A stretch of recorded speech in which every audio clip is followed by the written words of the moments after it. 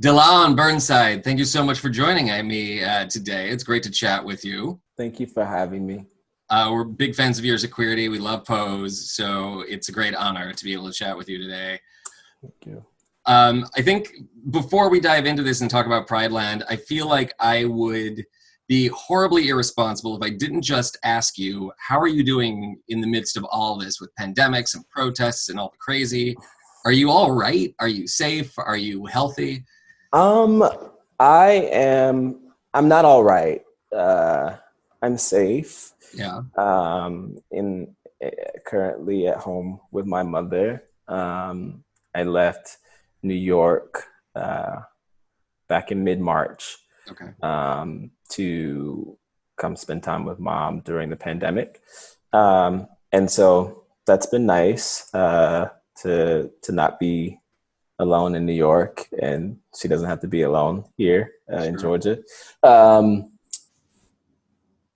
I am frustrated and saddened and disappointed and angry, quite frankly, and fired up. And I think that as I think about pride, it's something that I have strong feelings about it needing to be refocused. And I think that what's happening now with the movement for Black lives and the movement for Black trans lives, as we see so many trans folks being the victims of violence, is highlighting, they're the ones, trans folks are the ones, trans women of color are the ones who started the Pride movement, who started the queer liberation movement. And we've gotten so far away from what their fight was about over the years. And I think that as we see this uprising taking place with Black people in the streets fighting for our rights, juxtaposed with pride, and then having trans women be murdered and be victims of violence in the midst of that, it's shining a light on our need to pay attention to them, both on the side of Black folks and both on the side of the queer community. So Absolutely.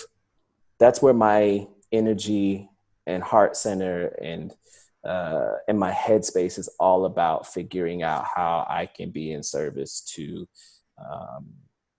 aligning those liberation movements so that I don't have to hear about another Black trans woman being beaten in the street. But let's talk a little bit about Pride. You have a new show, Prideland, on PBS, which is meeting with people from all over the country, mostly the American South, I believe, and just sort of detailing their own personal histories and coming out. When the project came to you, when you were approached about hosting the show, did you immediately agree? Were you apprehensive about becoming a host in addition to becoming an actor?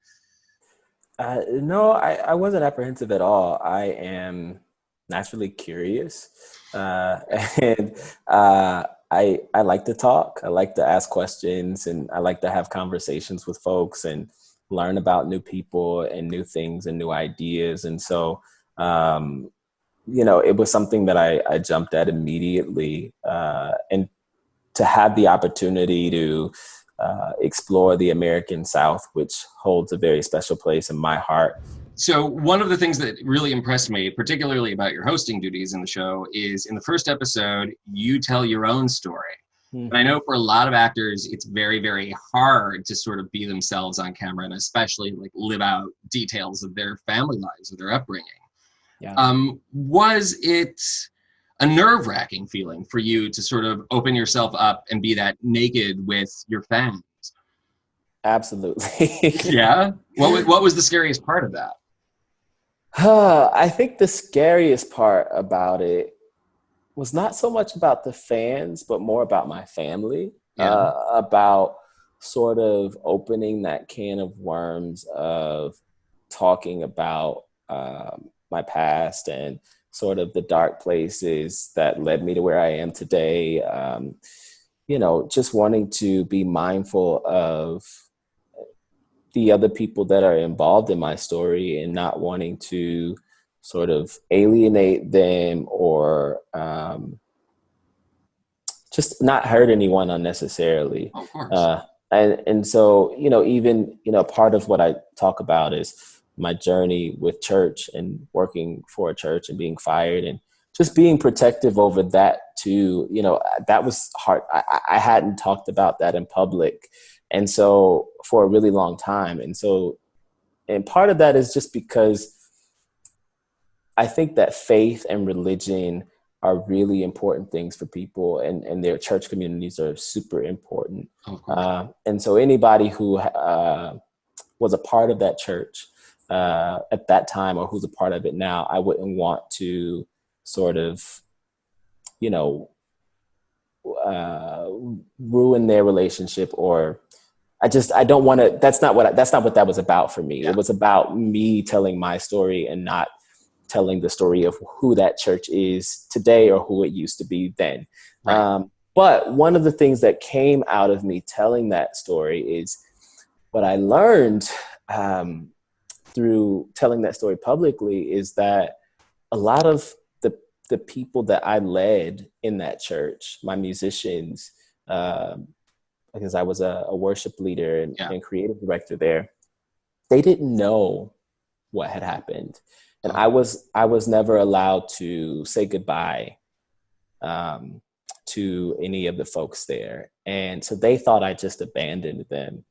And I found out that one of the only Black musicians that was a part of my team, he was really hurt by it. And he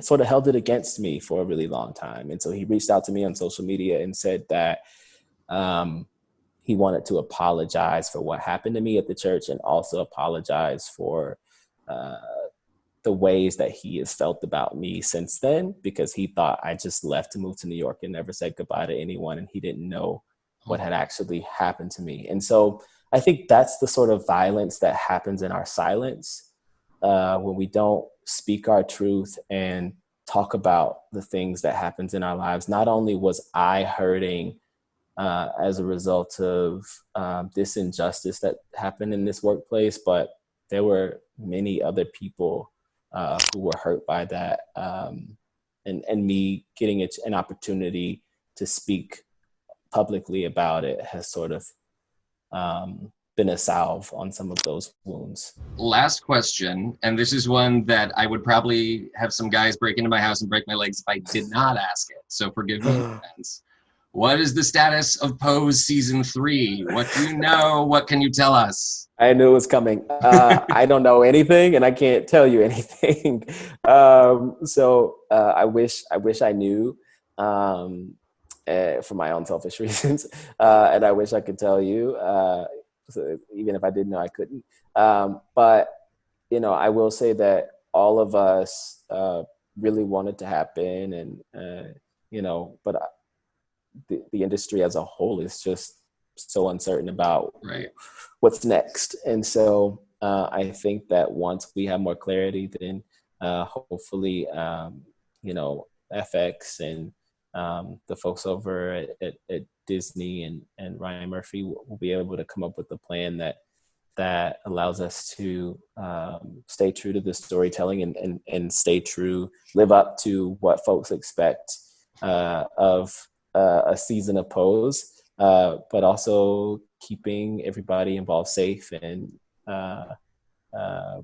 going out into this new world.